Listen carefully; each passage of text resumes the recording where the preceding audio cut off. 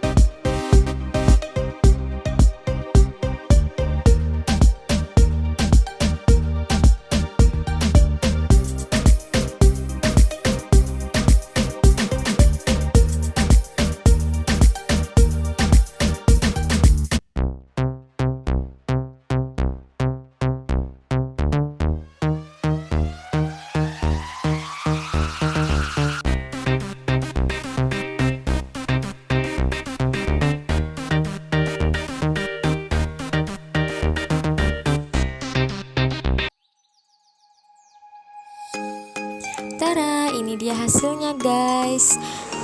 Jangan lupa ya untuk like, comment, and subscribe. Thank you. Wassalamualaikum warahmatullahi wabarakatuh.